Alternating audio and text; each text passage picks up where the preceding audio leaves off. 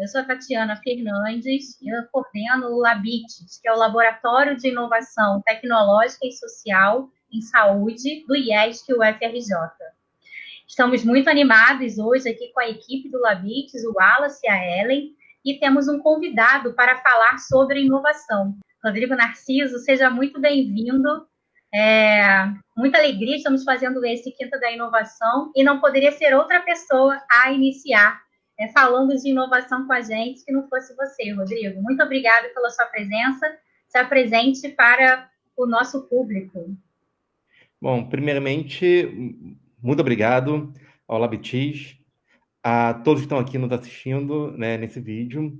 Então, fico muito honrado com o convite e da gente poder estar falando sobre inovação.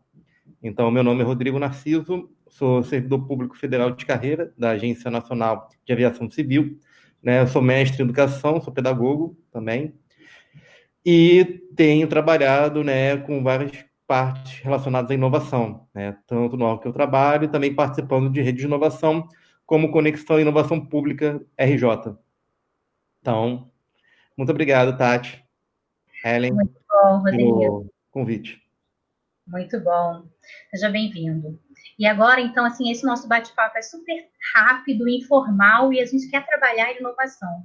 E o Wallace, então, vai se apresentar e fazer a primeira pergunta. Meu nome é Wallace, eu sou técnico em audiovisual da FRJ, sou web designer e sou mestrando em educação também pela FRJ. É um grande prazer estar com todos vocês e com o Rodrigo, também uma pessoa que eu admiro pelo trabalho de inovação no serviço público.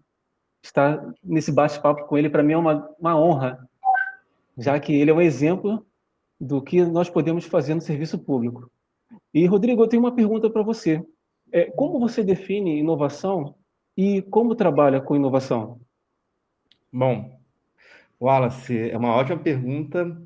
E inovação, para mim, só tem o nome: resultado. Não é ideia, não é tecnologia, não é coisas mirabolantes, não é, digamos, fazer aquelas coisas assim de mudar o mundo, né? Aquela coisa disruptiva, né? Você pode ter grandes ideias, grandes invenções, mas não quer dizer que seja inovação. Inovação é chamado de resultado. Então, e resultado é o que a gente cria, o que a gente implementa que realmente faça impacto na vida das pessoas. Tanto no contexto público, tanto no contexto privado, obviamente, tanto na questão também de inovações sociais, que não têm fins lucrativos, não são inovações de mercado. Mas essas três vertentes, pública, social e de mercado, elas têm sempre o condão, né, de entregar ao seu público-alvo, às pessoas para a qual eles querem impactar, algum tipo de resultado, algum tipo de benefício, algum tipo de satisfação, resolver alguma dor. Então, isso que caracteriza a inovação. E para buscar inovação, uma coisa essencial é a gente entender quais de fato são as necessidades das pessoas. Então, tem uma questão muito importante que tecnologia é importante, tem ajudado muito a que a gente chama de escalar, né, ou de replicar, da gente alcançar um grande público, né, com um custo reduzido por pessoas. Mas antes da tecnologia, tem que ter muito clareza qual é o que você está resolvendo. Muitas inovações não têm nada de alta tecnologia, mas elas são efetivas porque elas estão focadas na correta identificação das pessoas que são impactadas por determinado problema, né, de uma análise contextual e conjuntural, e aí uma busca efetiva de soluções. Então, esse é o elemento pelo qual a gente trabalha inovação, né?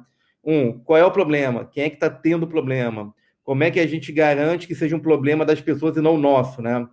Não fazemos inovação para a gente, nós fazemos inovação para o outro. Então, a partir desse elemento da identificação dos problemas, necessidades, dores, oportunidades, é que aí vem o processo dessa criação de ideias e essa maturação dessas ideias que estão no campo abstrato, numa questão de você prototipar, experimentar, testar com o público-alvo, que é essencial, e a partir depois desse aprendizado, né, realmente você buscar uma implementação para atender essas necessidades. Então, é isso que a gente tem trabalhado muito nessa vertente de inovação. Primeiro, as pessoas. Primeiro, aquilo que as pessoas precisam. Depois, a gente tem a ideia. Não ao contrário, né? A gente tem uma ideia que a gente acha que as pessoas vão dizer, pô, legal. Na verdade, cara, isso aqui, eu não sei porque você fez isso. Isso aqui não tem o menor valor para mim. Então, inverter esse pensamento de você realmente pensar primeiro nas pessoas e aí criar a solução com tecnologia ou não. Aí vai depender do que você tenha para realmente entregar resultado, tá? Seja, obviamente, para privado, né? A gente está falando de mercado, é um resultado em termos financeiros. Para a parte de inovação social, tem muito a ver com uma questão de trabalhar vulnerabilidade, desigualdades, né? Você atuar nesses indicadores. E inovação do setor público é você também trabalhar com essas vertentes para o desenvolvimento do país em todas as suas áreas, na parte de educação, na parte de saúde, econômica, social. Então, você, na verdade, você tem toda uma série de elementos da qual você pode beneficiar todo o cidadão, a população, de acordo com uma inovação devidamente implementada, avaliada e testada com o seu público para o qual você quer impactar. Muito obrigado, Rodrigo. Nada. Ellen, se apresente e faça a segunda pergunta para o Rodrigo. Olá, Rodrigo. Eu sou docente da Universidade Federal Fluminense, da Escola de Enfermagem, portanto, eu sou do setor público. Então, nós precisamos estar fazendo sempre leituras novas e temos essa temática de inovação. Então, minha pergunta para você é: como podemos trabalhar na criação de laboratórios de inovação? Acho que tem uma questão bem interessante, e eu gosto de fazer muito a seguinte analogia, né? Então, assim, a inovação, ela é uma sorveteria, né? E os laboratórios, eles são sabores dos sorvetes que estão disponíveis. Então, não existe um único laboratório de inovação. Você vai ter modelagens bastante diferentes de laboratórios.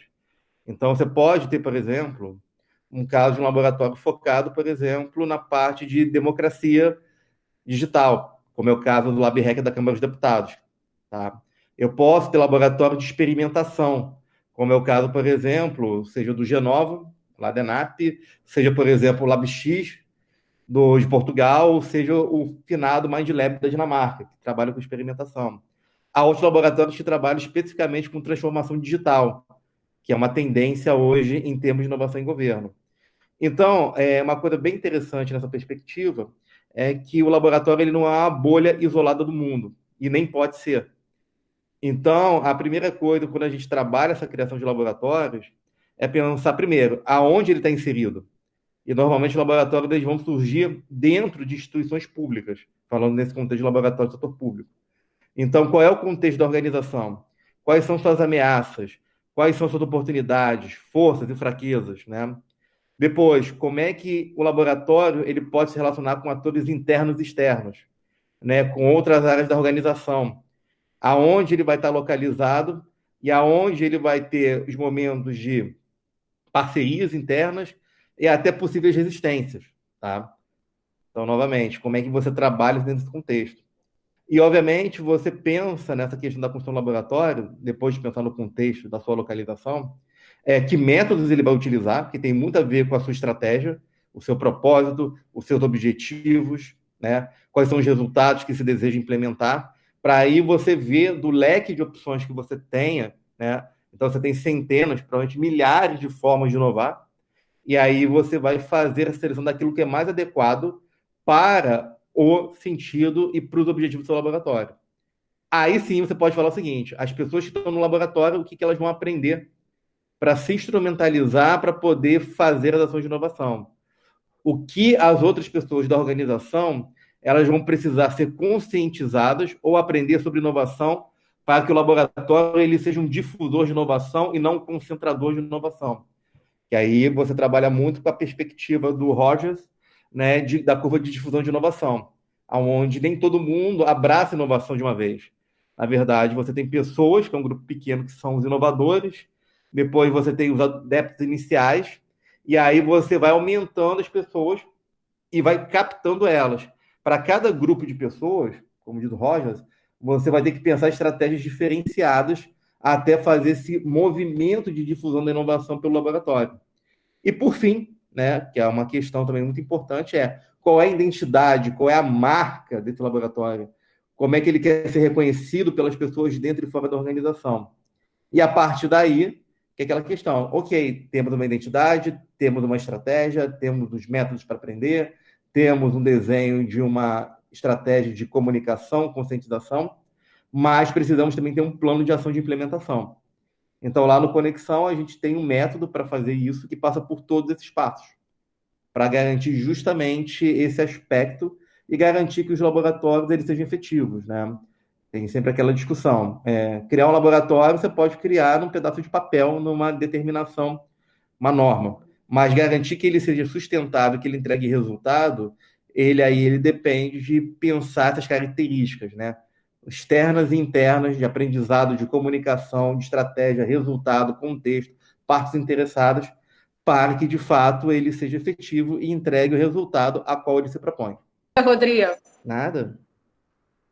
Muito obrigada, Rodrigo. Terminamos aqui, então, a nossa Quinta da Inovação. Esse momento gostoso de ouvir um pouco sobre inovação e ficar com mais vontade de saber e aprender. Se você curtiu, né, se tem interesse, mande perguntas para nós e também pessoas que vocês entendam que fazem inovação e vocês gostariam de ouvir um pouco. Sejam bem-vindos ao Labix.